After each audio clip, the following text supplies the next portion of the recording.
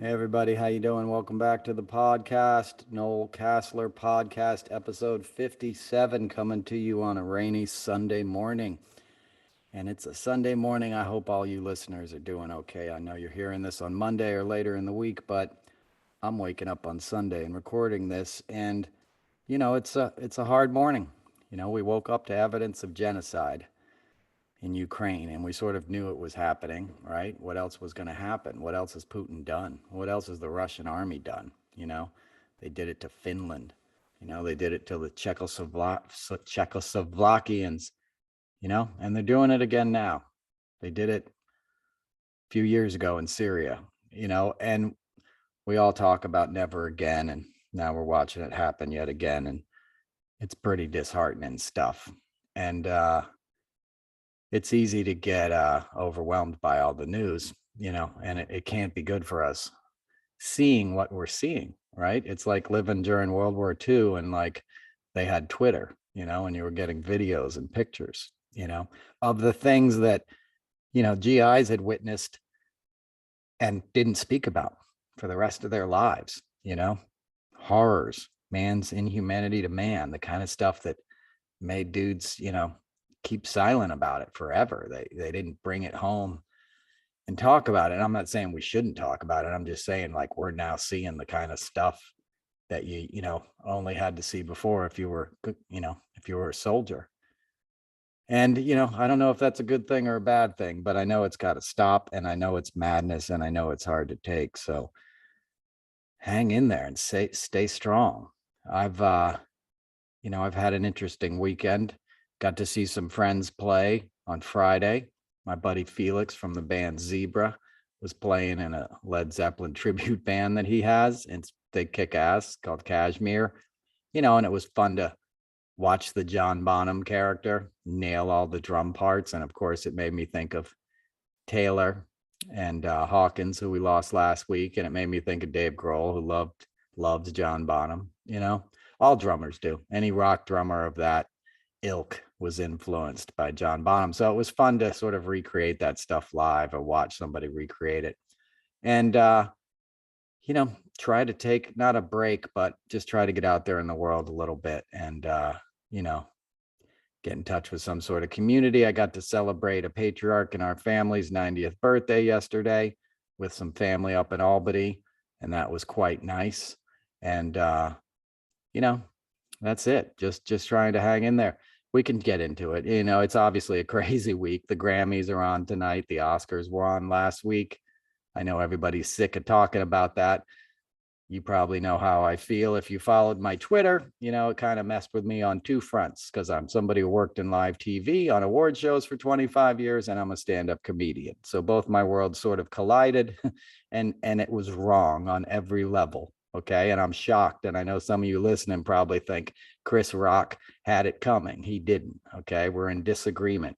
Whatever you think about the content, you don't have a right to walk up on stage during a live performance and slap somebody. Okay. And I've seen it. I've never seen anybody get slapped before. Nobody has. And it's very indicative of the sort of rapid demoralization of our country. We've now come to accept things that were unacceptable before in a normal society, and we view everything through the lens of, is that my team or not my team? It was said that people, of my complexion shouldn't even be speaking on the issue this week. No, it's humanity. It's people. It's stars. It wasn't just Black people that made Will Smith a star. It was white people that bought the tickets, a lot of them. That's why they made him a star. He was the palatable sort of like, hip hop guy on the NBC sitcom. And I've met the man behind the scenes. He's nothing like his public image, either, or her wife, or his wife. I've worked with them a couple times, and it's not an experience I look back on fondly, and I don't think most people do who come in contact with them professionally. But that's besides the point, and I've known Chris Rock for a long time. He doesn't know my name, but I've done a gazillion shows with him, award shows in New York. I watched Michael Jordan's last game, sitting with Chris Rock downstairs in the green room at Radio City Music Hall. We did a lot of events. Chris is a quiet, nice, sweet guy, you know, and he's a brilliant comedian. I saw Chris Rock in a comedy club at a, you know, at a junior high, or not junior high, but junior year prom, the Hackley School prom in 1989. We went, it was either Catch a Rising Star or Dangerfields, and Chris Rock was probably like 20, and he was on stage killing it. And I still remember some of the jokes he made that night. He's an acerbic comedian, but in that context of the Oscars, you're there to get made fun of. You're getting paid $1 billion. You know, not really, but you know, somebody like Will Smith is the kind of guy who always demanded the longest trailer on the set and all that Hollywood BS. You know, he wanted to be treated like a king. And that's how he sat there. Like, I was a king and I'm just going to get up and slap my subject. And that's also something they do in the cult that he's in too, in Scientology. So the whole thing was eerie, and it made me queasy the way the public reacted, the way so many people defended him. You know, I don't want to see the guy go to jail for it or something, but you know, it was a messed up thing to do. Let's be real, folks. You don't get on stage and slap somebody. And every time I saw something like that happen, I was there for the guy named Soy Bomb, who wrote Soy Bomb on his chest and started dancing weird behind Bob Dylan at the Grammys. I was standing stage right, and I was like, this is my big chance, you know, to meet Bob Dylan. And I went and got over there, and then the Soy Bomb guy did what he did, and they brought him out in handcuffs. I believe he got arrested. And they took Bob Dylan out a second later, and there goes my chance to meet him, because they rushed him back to the, you know, dressing room. But it's just never right, whether it's ODB or the guy in Rage Against the Machine. I was standing there with who's the actor that everybody loves in New York, Robert De Niro. And I was about to bring Robert De Niro on stage from the audience, which is a unique approach, right? And we were about to walk up these stairs, and he was going to go present an award. This was the VMAs. And all of a sudden we look up, and the guy, I think his name is Brad Wilkie, from Comerford. It was Tim Comerford from Rage Against the Machine. I think he's a drummer. He was drunk or something, and he got up and climbed on this set piece that was like this big piece of metal that sort of had a jagged edge, and he climbed up on it and started shaking it because his band didn't win for best video or something. And it was dangerous because the set piece wasn't designed for, you know, a 6 foot tall, you know, 200-pound or whatever guy to climb up on top of it. So it was dangerous. And security guards were like putting their bodies over Christina Aguilera and stuff. And Robert De Niro just looks at me and he goes, ain't no fucking way I'm going up on that stage right now. Which was so De Niro, you know, he's just like, no, ain't no fucking way I'm going up there until they deal with this. And they dealt with it. They brought him out of the building, you know, and he got in trouble. Will Smith should have been ejected from that room as soon as he sat back down on his seat. And if you think there wasn't security there, there was. He's just powerful, and they didn't know what to do. And those are all my friends and colleagues. I'm not blaming them. You know, I know everyone from the director to the stage managers, and I've worked with them forever. I guarantee you people were in shock, and people were pissed, and people were traumatized. You know, it is traumatic to see that, because if you're in tune with what's going on, it was just another new low, you know, in our culture. And I'm not saying Will Smith is low or a demon or something. You know, people like his product, and that's cool. People like it. It matters to people. I got no problem with that. His movies aren't made for me. I've never seen one of them. You know, it's just not for me. You know, I see how stars are created.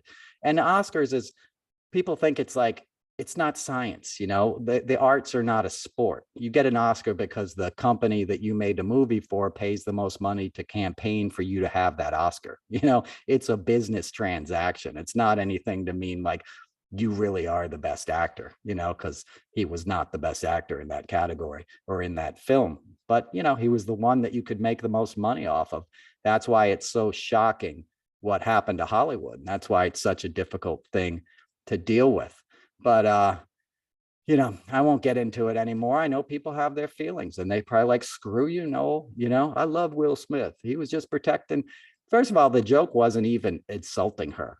The people who came at it from that point of view, they're the ones inferring that bald is ugly on top of her. He was comparing it to G.I. Jane. G.I. Jane was hot. Demi Moore is hot. He was making a joke that referenced back to film, which was the job of the comedian in that moment. Okay. Will Smith, ego got the best of him. His rage got the best of him. The earlier joke got the best of him that made reference to their marriage, which is one of the bigger open secrets in Hollywood. So that's what he was reacting from. I have power in this town. It's an unspoken thing that we don't talk about the Smiths and what they do. And you're breaking that rule, bro. And I'm going to slap you and try to humiliate you.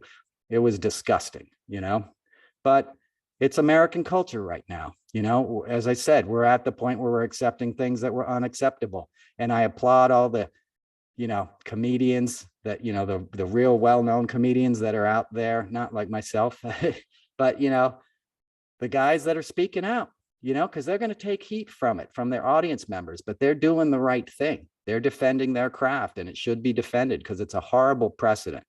You know, and I got people that follow me that were like, oh, well, he had it coming. No, it's okay to slap. No, it's not. How could you say that to me?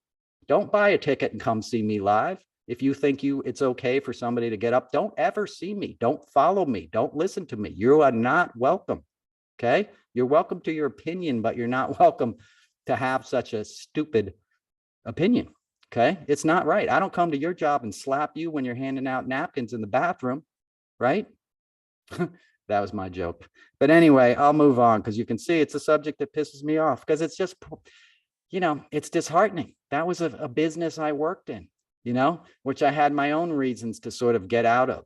And then, you know, partially because how they created Trump, you know, it's the same kind of people. Live television, man, it's putting an image out there for profit that isn't reality, you know, and when you do that with an unhealthy thing, you know, and you gloss over things that are unacceptable, it degrades the society as a whole. And then you put the comedy element in there and you're like, wow, I'm working this hard to make jokes for people who think it's okay for me to get slapped because they don't like a joke. You know, if it's mean-spirited, yell out, heckle the guy. You know what I mean? People do it every night, but you don't have a right to go on stage. Not now, not where we're at sort of war internally and globally, right? You need to create peace.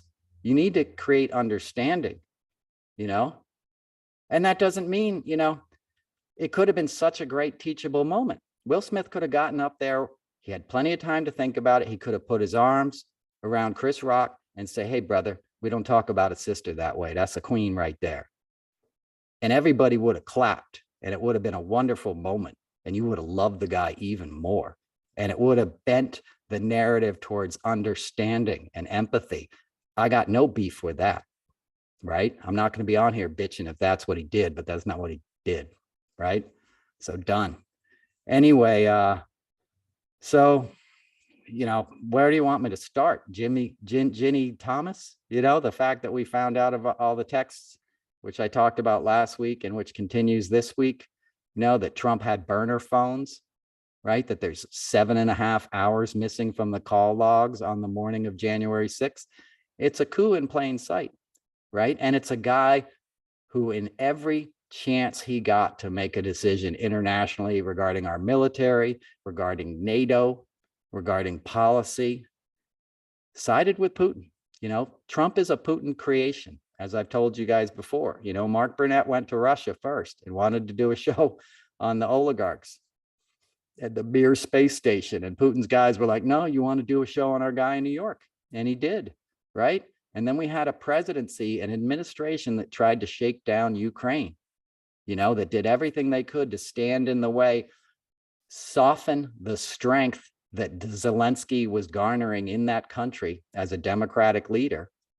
Right. And Trump's coming at it from the point of view of Paul Manafort, right, who was paid by the, you know, the Russian stooges that ran Ukraine before, the corrupt thugs paid Paul Manafort $12 million in the previous campaign, you know, to be Putin's guy in Ukraine, right? The guy who's sort of the intellectual force behind the GOP removing, you know, any mention of Russian aggression in the GOP platform in 2016. That guy has sort of laid the ideological groundwork for Putin to invade Ukraine, all the way up to Ambassador Yovanovitch, who had to leave because fellow State Department colleagues called her up and said, your life is in danger because Trump has essentially put you on a hit list for looking into the corruption. and you need to get out of that country right now. How unimaginable is that? Talk about things that we hadn't seen before that we come to accept. That was insane to me at the time.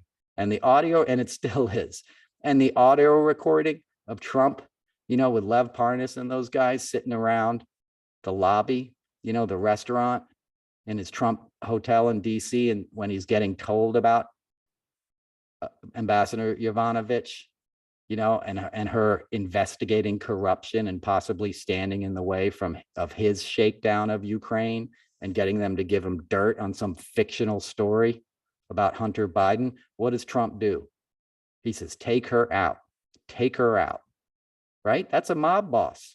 And that's not a guy with dementia, by the way, which was another Russian talking point that was put on there, so they can flip the script on Biden later on and give Trump an out in case he is ever held accountable. I never trusted that narrative because it wasn't true. I know who this guy is. I'm not saying his brain is healthy, but he's a mob boss and he knows what he's doing and where his interests lie in every moment. And that tape was the best example of that, when he's just like, take her out now, right? That's who he is. He knew he was corrupting Ukraine. He knew he was going to benefit from it. He knew he wanted to build a casino in Moscow. That was his ambition. That's what they were doing in 2016. That's what Michael Cohen lied about, that this whole thing was in concert with Putin for Trump to become an oligarch here in the US and control the wealth. And it's still going on, right? You had 7, 8 GOP senators fly over there in 2018 on July 4th and meet with Sergei Lavrov. And then they come home and Ron Johnson's first statement is, hey, the sanctions aren't working, meaning drop them, right? You had American senators that were under the influence of Russians on the fucking 4th of July, right? Come home and try to change GOP policy.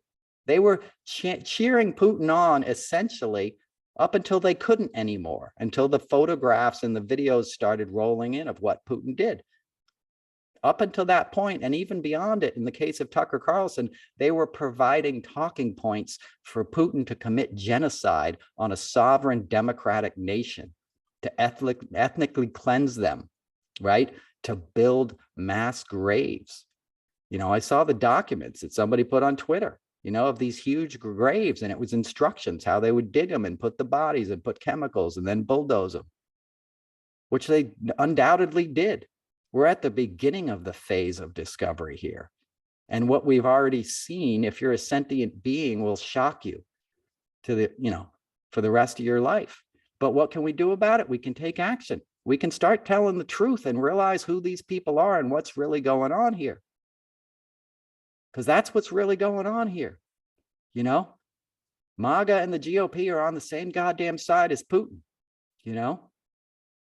I'm not saying they're loving the imagery and the brutality, because it certainly doesn't help their case, but they love the corruption and they love the manipulation and they love the sort of ethno-Christian, like, we're the good people, the eugenics side of it, right? And that's why they're going full on it.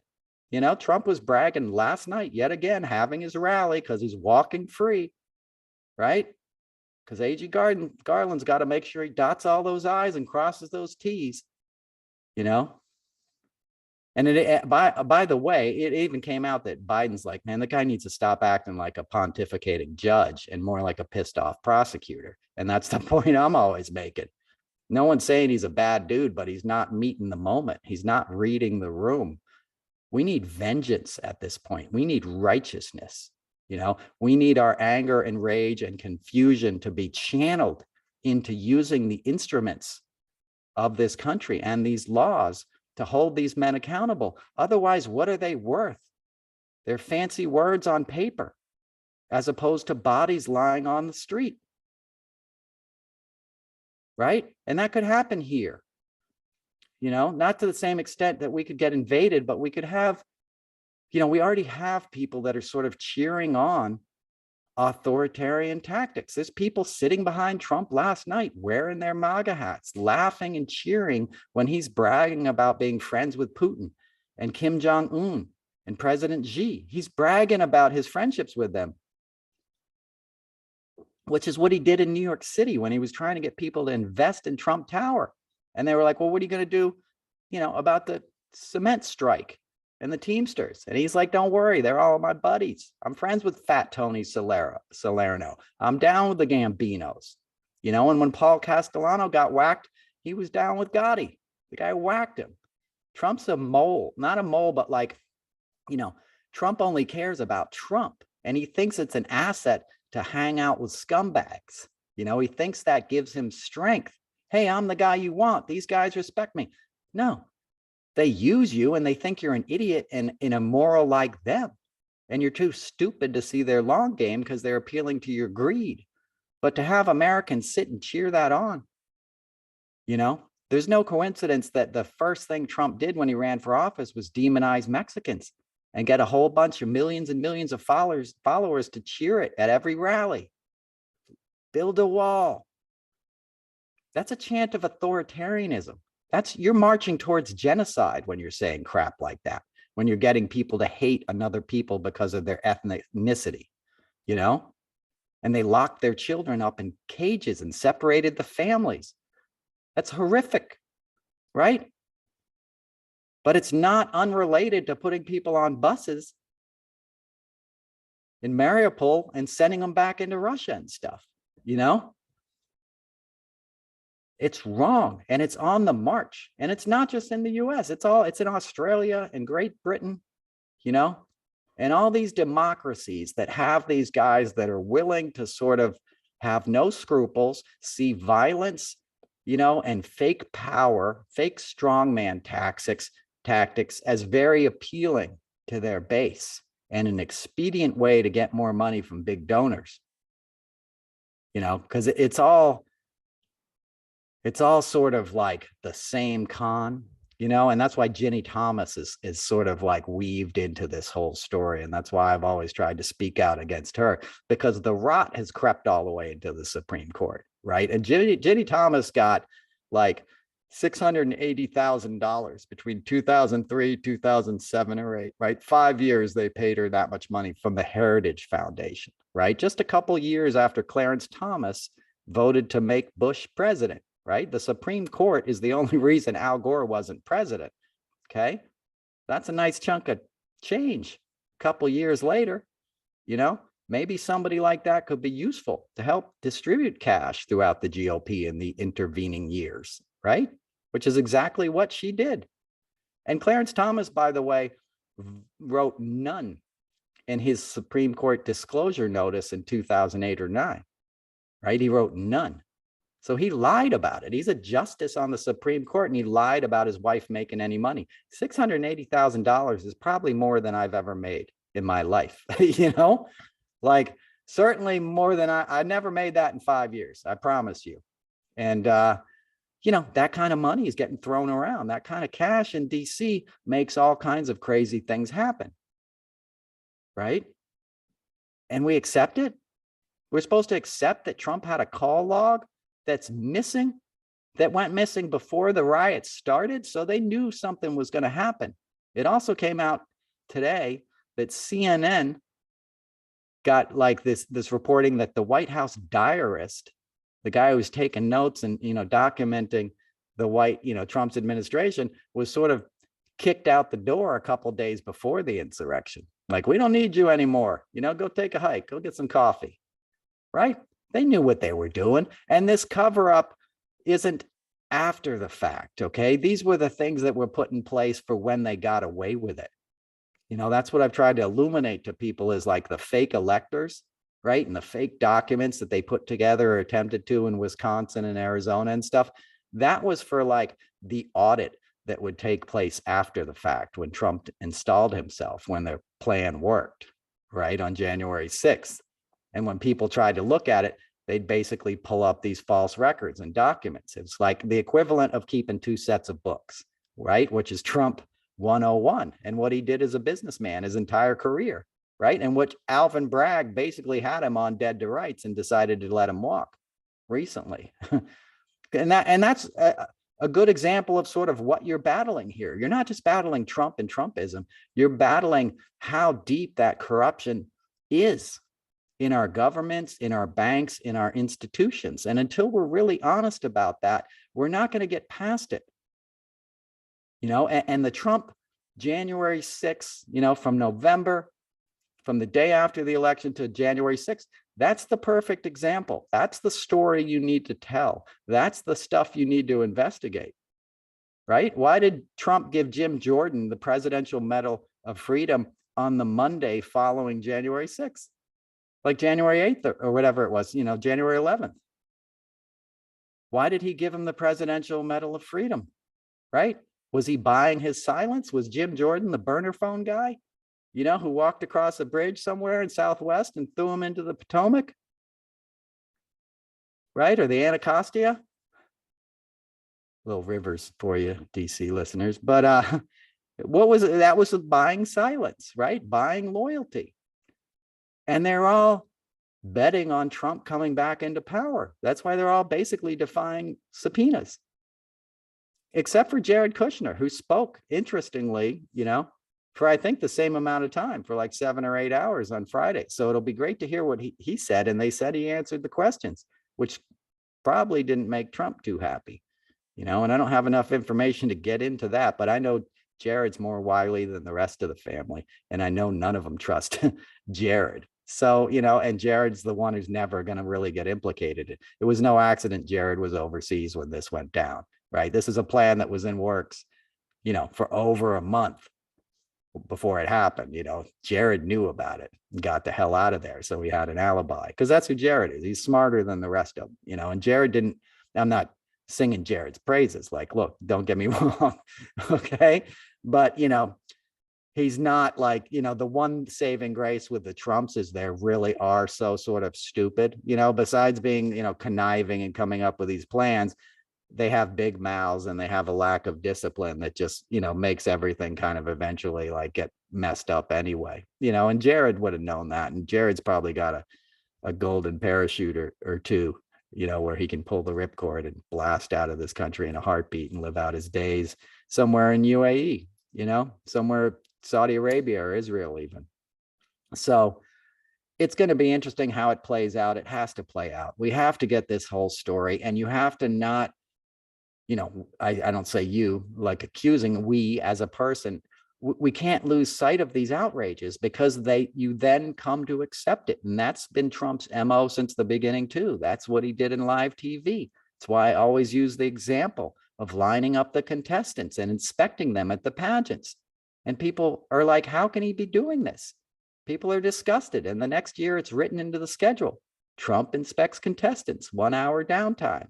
Crew can walk out, right? They just made it financially work to their benefit, but they didn't stop the behavior. And that's sort of what I was saying about why at the Hollywood, you know, Oscar slap was so outrageous, because some things are just wrong and you have to stand up, you know?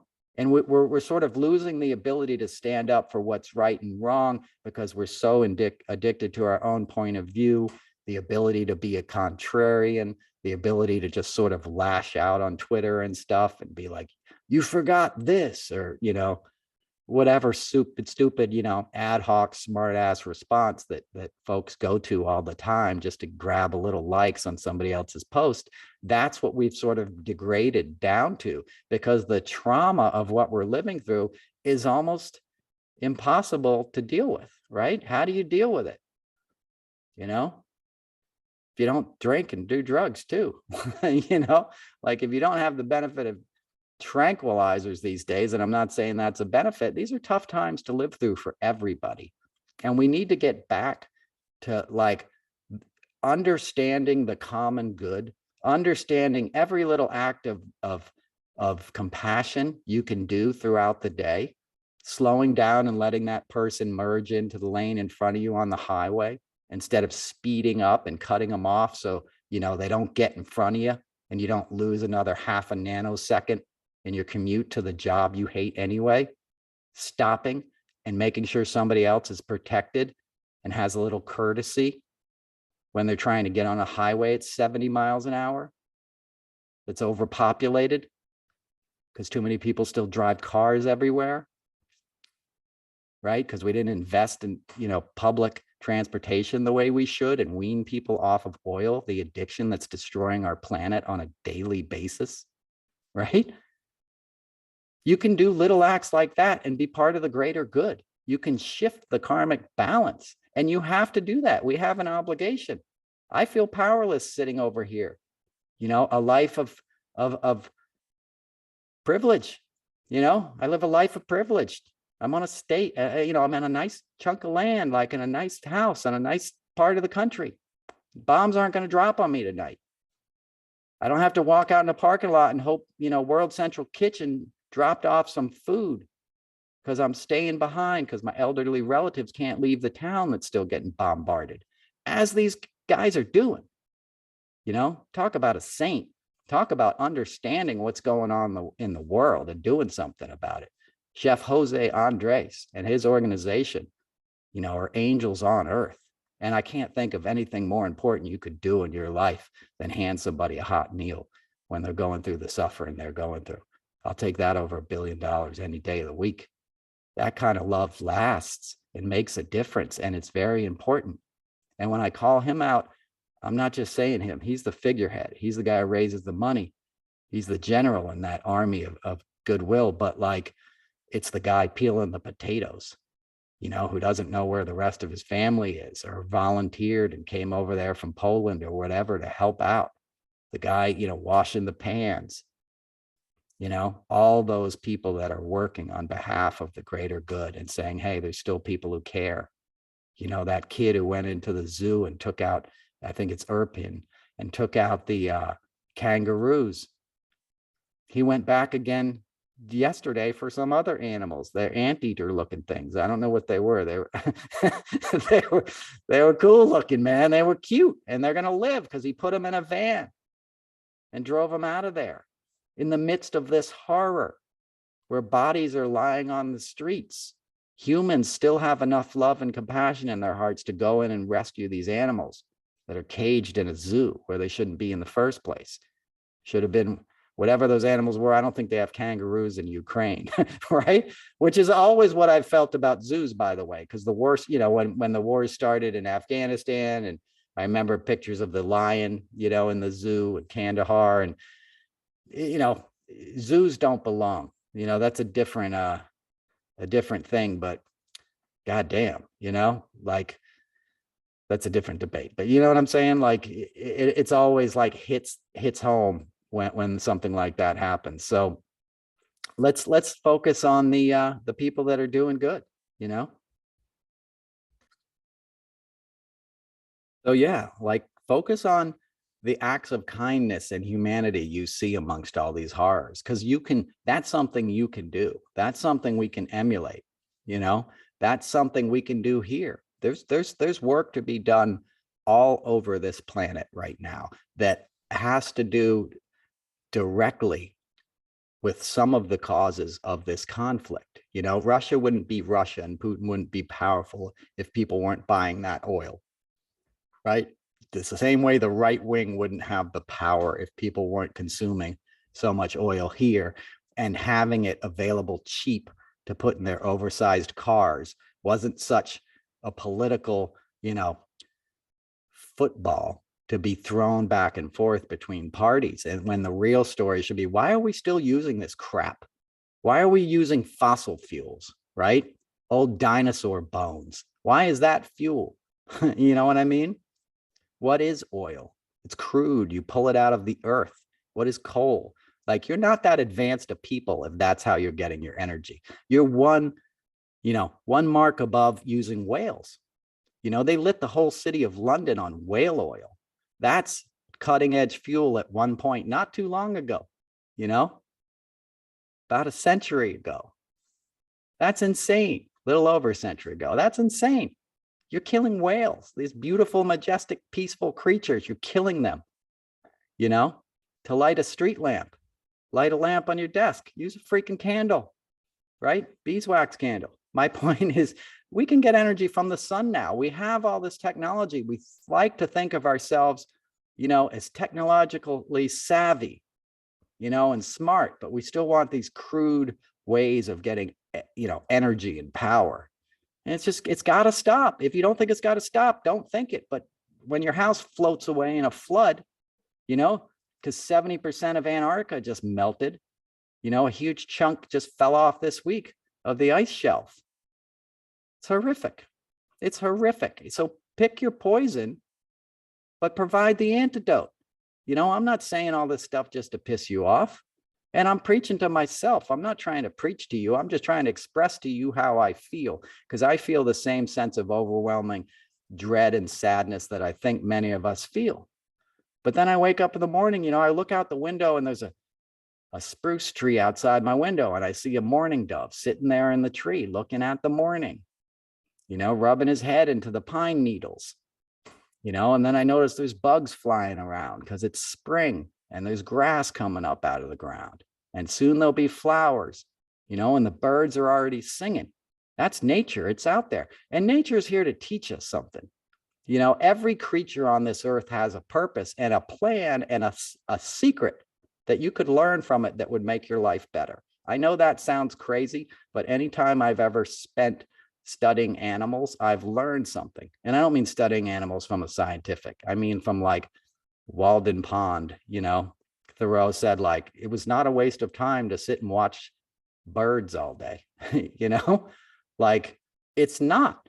Be still, observe this beautiful creation. That's what we're here for. Consciousness is there to experience itself. And the only way it can do that is through our awareness and attention, right? Nature can only know itself through you paying attention to it, if that makes any sense. I know that's kind of esoteric, but what I'm trying to say is you can be present for the miracle and beauty of life. And by bearing witness to that and holding a space for it in your consciousness, it sort of expands the message of what that is, right?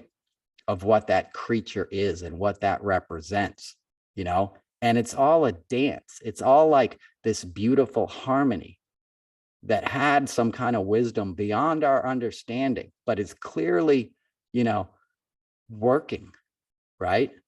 If we don't sort of destroy it, right? That's what we do. We destroy habitats. I have lynx in my yard, coyotes, beavers out by the river, all kinds of these animals, because I stopped mowing like 4 acres of lawn a couple years ago and just let it grow, gave it back to the butterflies. It's called being on the pollinator pathway, right? It's like a thing in the Northeast because there's so few like bees and stuff. On April 1st, which was the other day, everybody's cranking up the lawnmowers and the lawn services are coming for 3 hours and they're cutting down the dandelions. The dandelions are food for the bees. That's their first meal in the spring. You're not even giving them a chance when you cut them down right away. The idea of weeds, there's invasive species. That's wrong. And that's another thing of humans sort of traveling and stuff and bringing fish that don't belong here, and throwing, snakehead catfish into, a pond in Maryland. And, next thing you know, they're everywhere. But like, that's another thing, starlings and whatever. But nature, in its proper geographical balance is a wonderful thing, but you got to give it a chance to work, right? We're people that will dump pesticides all over our lawns because we don't like a weed or two, right? Like, most of them in a climate where that grass wouldn't even be growing in the first place, And it's hard to get over the aesthetic loss of what we've all been culturally like thought of as that's what it looks like to have a nice lawn, right? But I'll tell you, when I get to watch these lynx hunt, I sit there in my living room, my binoculars, and watch these coyotes and know that they now have a place to eat because of all the brush and stuff that grows, and like the hay provides like, a lot of life from field mice and all kinds of other animals, that are in the food chain. So animals come and feed, and they bring their young and teach them how to hunt, and I get to see this miracle, this ecosystem of nature and wildlife that's right here, an hour outside of the city. I see hawks and bald eagles, and there's a heron that feeds in the pond. I got a 2 giant turtles that are like 70 years old. They're like 50 pounds, massive things. They'll be coming back in a matter of weeks. They go to the river, which is at the end of the property in the winter, and then they come back in late spring, middle spring, and get in the pond all summer. And they've been doing that, you know, for 70 years. How do they do that? How do they know where to go? Right? There's a wisdom there, right? There's something I don't understand that's beyond me, but it certainly benefits my life to observe it and not impede it, to allow it to take place so I can be a witness to it and gain some insight and deepen my love and understanding of this planet and all the creatures that are on it. That's the kind of things that we need to focus on. At least I do. I'll only speak for myself, but that sort of awareness, you know, is what we need to bring into this world. There'll come a time where awareness and water will be our most valuable resources if we stay on the path we're on, right? Because we're starving the planet in a way, right? The droughts and the climate change, you know, that's not going to bode well for agriculture and things like that, right? Water's drying up. You know, Lake Powell is almost dry in Arizona. You don't need golf courses, you know, Nevada, wherever Lake Powell is, you know, right? You don't need all this fake nature. Get into real nature. Why do you need a golf course in the desert? Just be in the goddamn desert. Take some peyote and maybe get some insights. Have some fun. You know, forget all this man-made corporate bullshit. You know, get back to nature. We need some of that. We need some of that hippie spirit back in this time, right? Where's the soundtrack? You know, at least during Vietnam and all the conflicts, they had great music all the time. You know, I'm not saying music's bad now, but it ain't the same kind of, like, you know, it doesn't seem to be carrying the same type of message. Not in all cases, but I'm segueing now into the Grammys because the Grammys are on tonight. And, you know, I worked on the Grammys for a long time and I had a lot of cool experiences, you know, and thinking like what I just said. I remember watching Springsteen, you know, the Rising was brand new. And I went to the first shows he had at the Garden after he recorded it. And it was up for a Grammy later that year, or the following, you know, I think it came out in 2002. And in 2003, he was at the Grammys. We did him in New York City. And I remember the dress rehearsal, you know, the sound check, Bruce and the E Street Band playing the Rising. And I remember how healing it felt, you know, sitting there in the audience and looking at these other crew guys, you know, that were all from New York and all had been recently through 9/11, you know, and hearing a guy who's kind of a, you know, a worldwide star, but a regional poet in every sense in the word, much like, you know, Billy Joel. You know, if you grew up in the New York area, these guys kind of tell our stories for us, you know, and they have been since the 70s.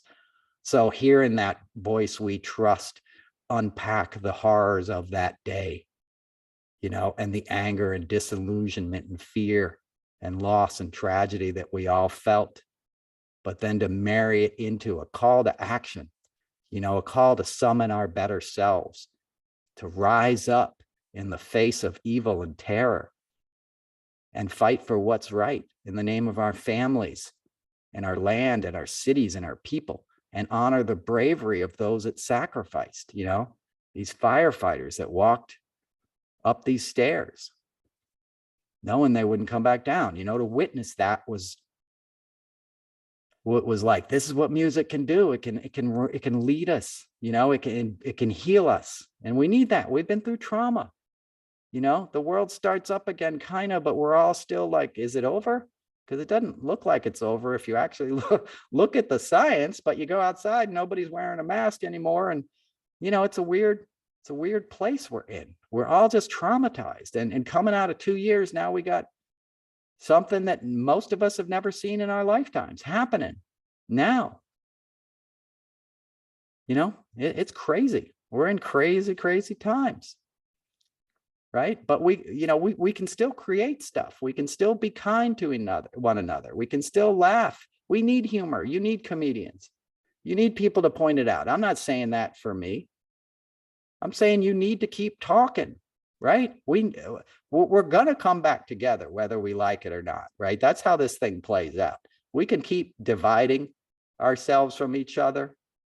Right. But it's one hand fighting the other, and we're all part of the same body. And that goes for all of humanity. And the sooner we understand that, the better off we are, and the quicker we can get back to healing and doing what we all really want to do, which is just live our lives. Everybody in every culture basically just wants the same thing. You know, you want to grow up, you want to get married, you want to have kids, you want to see your kids do well, you want to find a job you like or gives you meaning, you want to contribute something, you want to have enough money to eat and feed and buy yourself a, you know, mega yacht or, you know, a spaceship or something someday. I'm joking. You know, a car, an education for your kids, whatever it is, you know, a bike. You know, you want to just live life day in, day out. It's a blessing to just be alive. We don't need so much, but we need everyone to have enough. And that's the problem, is that not everyone has enough, and some people want too much for themselves. And that has become the sort of political structure that is influencing nations. You know, that's what's going on here. The right's being manipulated by oligarchs on this side, the Koch brothers, the guys that don't want you to stop using gas, the guys that don't want you to wear a mask because they want to bake in that sense of rebellion when we have to ask people to really start doing stuff to conserve energy, which we should already be doing in the face of this conflict. You know, if you want to do something about it, waste as little as you can of something that requires fuel to heat. You know, like if you leave the hot water running for 20 minutes before you get in the shower, that ain't helping anybody. That's using a resource that has a limited amount and is causing a lot of conflict in the world. You know, it doesn't mean you have to go without, but it means you have to be aware, you know, of how all of this stuff is connected. And you become aware of that, in my experience, through art, right? And through humanity and music and laughter. You know, the best comedians are like, yep, that's true. He's pointing out a truth about himself. I'm not equating this back to the other incident. I'm, you know, picking on somebody in the audience is always a tough, you know, it's always tough, like kind of crowd work. I'm not judging it. I tend to not do it because I have a limited amount of stage time, and I want to get these points across, hopefully in a humorous fashion, to point out the hypocrisy, you know, and the underlying sort of motivators for this behavior. And why I go so hard on the GOP is because I'm pissed that they're picking on innocent people. It's easy to get mad at these MAGA folks, you know, but I feel sorry for them when I drive through areas where I know it's kind of Trump country. I feel sorry for the guy in the house that has a "Let's Go Brandon" flag flying in his front yard. I know it's disgusting and an act of aggression, but it's also like, how broken is that dude's life? How many things didn't work out? You know, that they're like, let's blame another one and let's turn on our leader right now and get the other guy back. You know, let's stand in the way of the US doing well, because I didn't get mine to the extent I thought I should in life. And now I want to hit back. And there's a whole party that just wants to hit back, right? And now they're hitting back on children, right? Florida passed its anti-LGBTQ law, one of many in this country. And by many, I mean like hundreds that are being proposed throughout this country. You're legislating hate against children, or children who have parents that aren't like what some grifter is telling you what the nuclear family should be like. And none of these guys, you know, none of the, you know, do you think like Madison Cawthorn or Donald Trump, you know, or Kevin McCarthy, you know, or Jim Jordan or Mike Pence, or any of these guys are coming from any kind of family you want to be a part of? You know, you want any of those guys looking after your kids? Matt Gaetz? Of course not.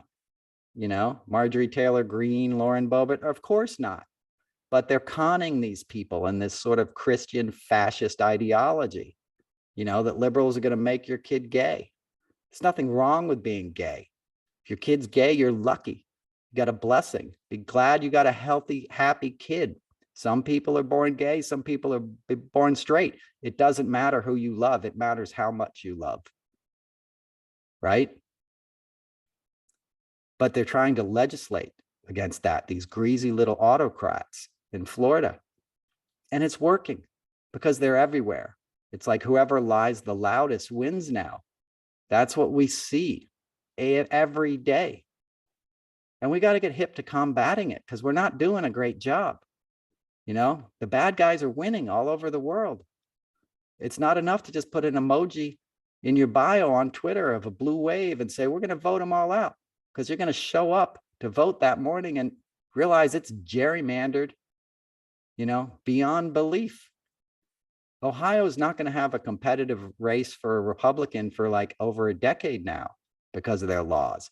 You could wake up after this November and end up with Jim Jordan as Speaker of the House.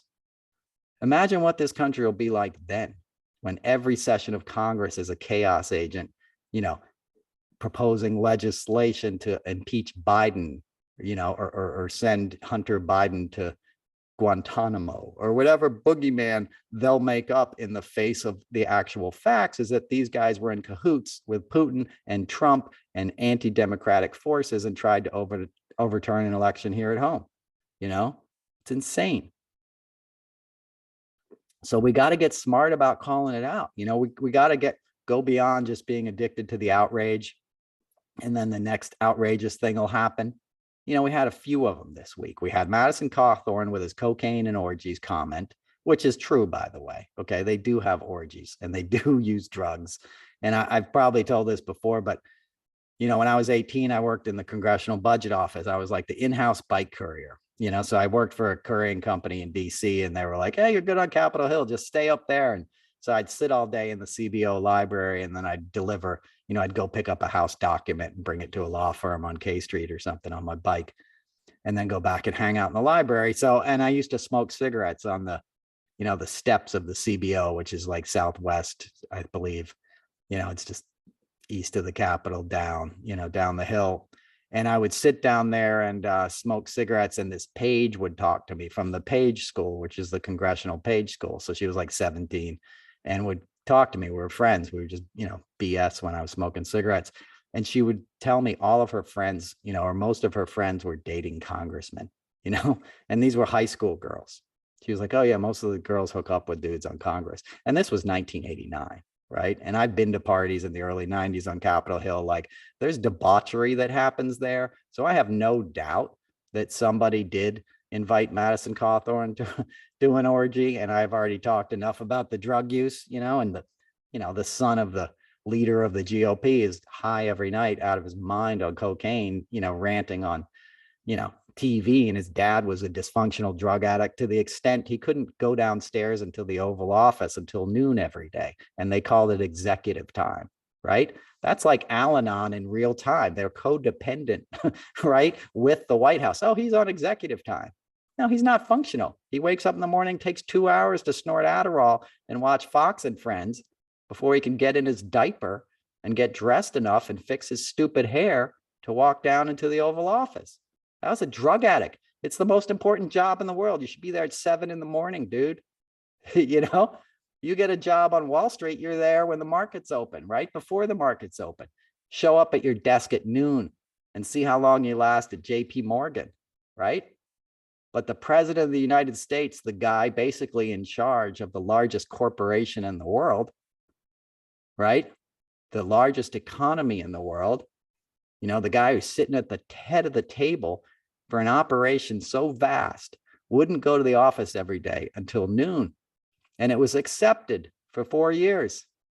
Another thing that I talk about, which is the theme of this show, is the rapid demoralization that occurs when the unacceptable becomes acceptable.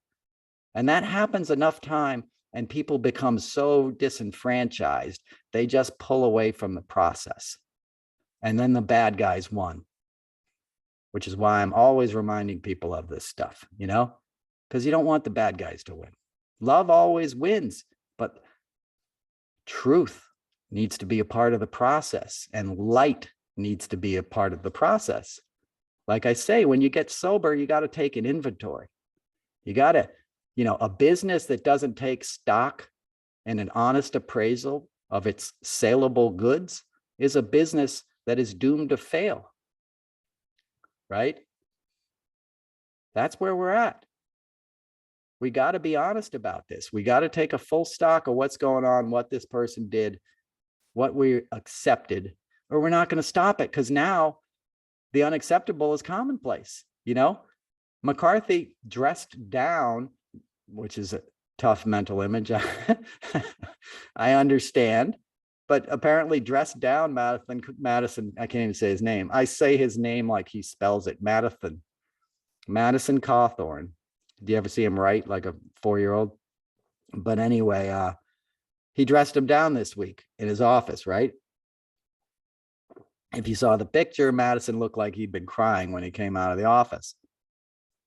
But McCarthy didn't dress him down a week earlier or 2 weeks earlier when it was known that Madison Cawthorn was speeding yet again on a suspended driver's license.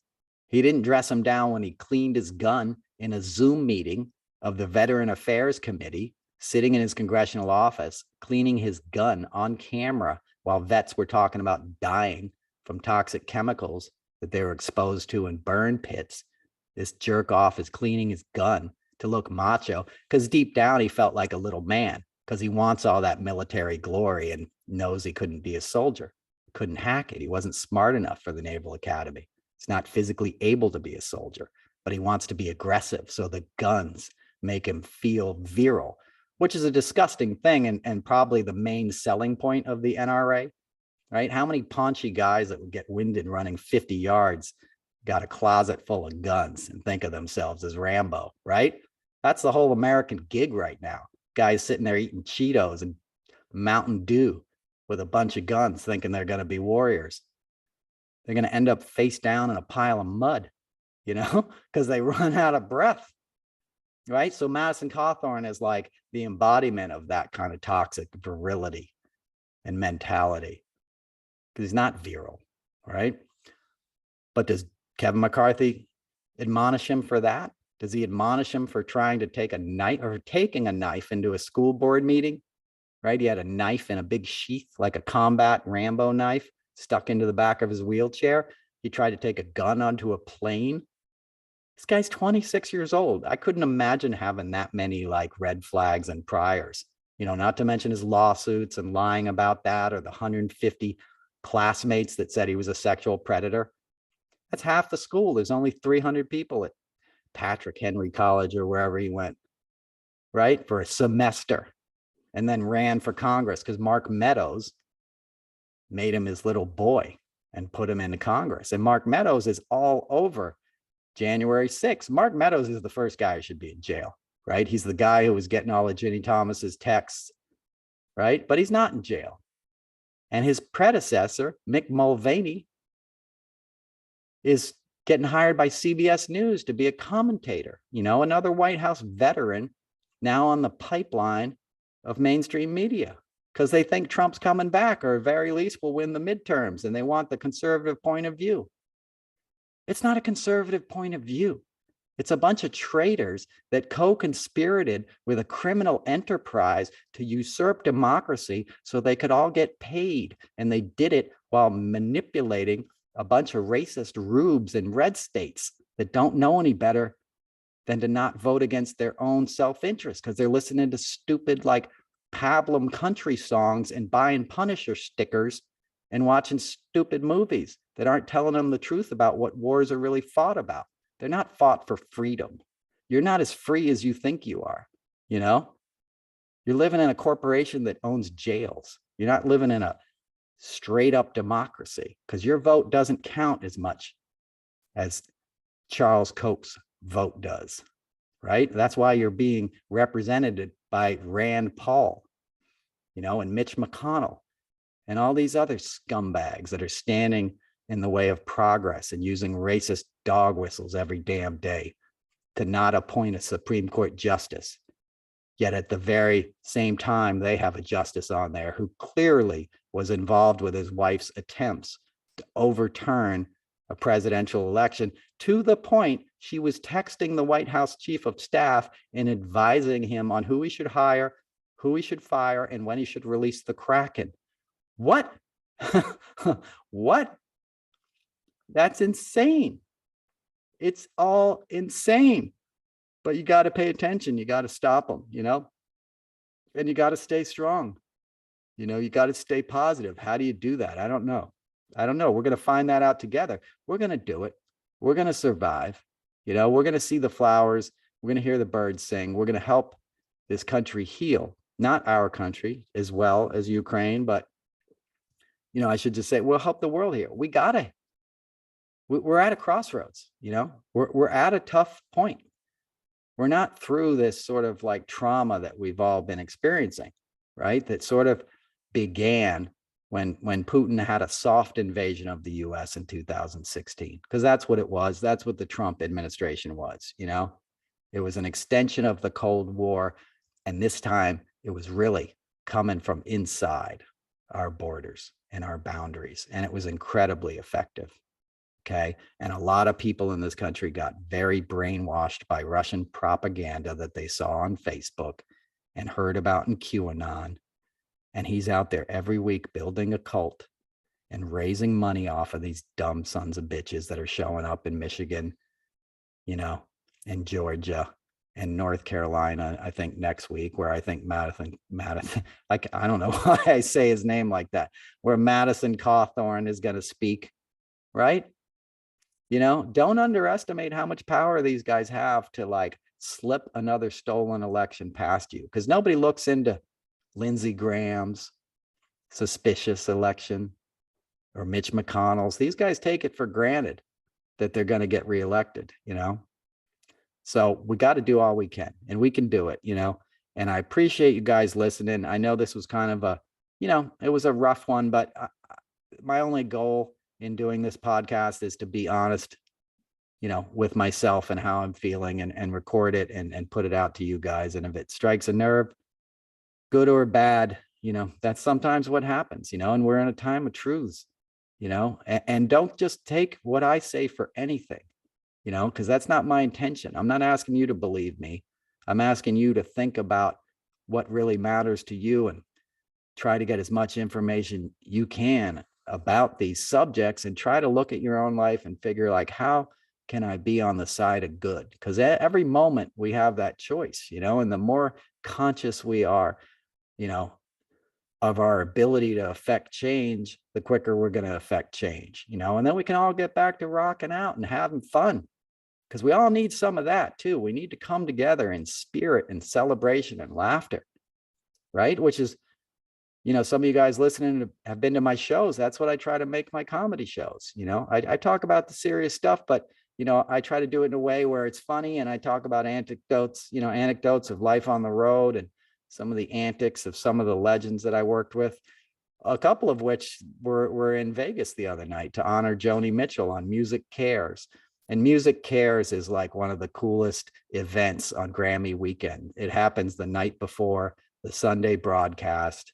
And, they'll honor somebody. I worked on ones for Neil Young and Bob Dylan and somebody else. But Jackson Brown usually performs. He performed the other night, I think.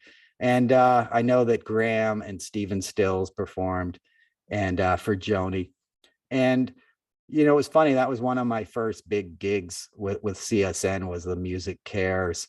I'd done some stuff on the East Coast, and that was the first time they flew me out to the West Coast. I'd already been working with Jackson, and they had the same management at the time, and they flew me out to LA for Grammy weekend. So I didn't do my normal Grammys Sunday. I got to sort of do the VIP thing and, be at this like cooler event, because it's a very inside baseball thing. And the house band is Don Was, the great bass player. And it would be like, really great musicians. Buddy Miller was there as the guitar player one year. He plays Sword amps like I do, real inside baseball music stuff, and really good performances. And so I get flown out there, and my job is to take care of Stills, which was always kind of like my main assignment in the CSN camp. And Dr. John was on this gig, who I've worked with a bunch too. God rest his soul. Dr. John was the man. But I remember it was first lesson I had into like the herding cat situation with CSN, because like we all had to get ready for our hit, and they were singing together. And I think with Neil or something, and this was probably 12 years ago. And everything went smooth for the sound check, and we went back to the hotel, and like I brought Stills to get like some steak, in downtown LA for lunch and everything. And it was my first time hanging out with a guy who became like a rock and roll uncle to me. But I was sort of always in awe of his talent, as I still am. And he's not the easiest guy to deal with sometimes, in terms of just like, if you're a little like reticent to tell somebody what to do, he's a tough guy to make, tell him what to do. And so I'd be standing back a little bit, and we were about to perform. It was sort of places, everybody got in their shirts and their shoes, and we were in this little duvetine dressing room.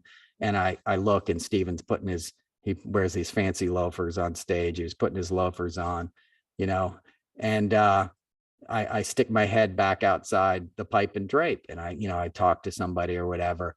And then Graham comes up to me. He's like, we're on in 2 seconds. Where is Steven? And I'm like, he's in the dressing room. And I open the door, the duvetine, the black fabric, and he's not there anymore. And Graham, like, who doesn't get pissed, looked at me like, you had one job, bro. You better find him right now. And I panic, just pure panic. And this is all taking place stage left, where we loaded artists onto the stage. And I happened to just run over to the right side of the stage, in my moment where, like, a second later, I probably just would have run out of the auditorium. This is at the convention part of the Staples Center, for anybody who really knows it, So I was ready to just run outside to that parking lot and, hitch a ride on the freeway if I couldn't find him. I would have lived in rock and roll ignominy. But I happened to look on the right side of the stage, and he's sitting there. He's got the curtain kind of open a little bit, and he's stuck his face in, and he's watching Dr. John play, because Stills has deep ties to New Orleans and lived there and stuff. And, I was like, oh man, like, he's a fan too. Like, I got to remember that I'm working with these cats, but these cats get turned on by other cats, like, that's what this is about, like, even a Stephen Stills is like, damn, Dr. John's on stage, So that's what that event is. It's like, musicians get to pay, respect to other musicians that influence them, and raise money for a good cause. Music Cares, takes care of musicians that run into crisis with addiction and things like that. And that's an important thing. That's what we got to focus on. We got to take care of our own. It's hard out there on the road, right? We just lost Taylor. Like, we know that, as long as this business has been happening, we've been losing people along the way, and the more resources we have to not do that, the more we create, a world in which we can take care of people and our artists and musicians. So it's a good cause, and it's just a fun rocking out night. And they did it in Vegas. So I think it got a little weird this year, but things usually do in Vegas. But anyway, so that's it.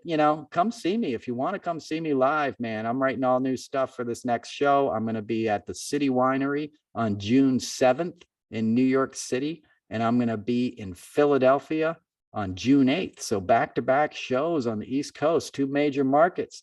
Come on out, man. It's going to be a celebration. I'll be in Cape Cod later this summer for a gig. I'll announce that shortly. But those City Winery gigs are where it's at. So tell a friend, bring a friend, come and see me. Stay safe. You can always find me on Twitter, noelcasler.com, and get a t-shirt if you want a t-shirt, if you like the show. And I hope to see you. I hope to hear from you. Don't be a stranger. Take care of yourselves. Until next week, love and peace. Bye.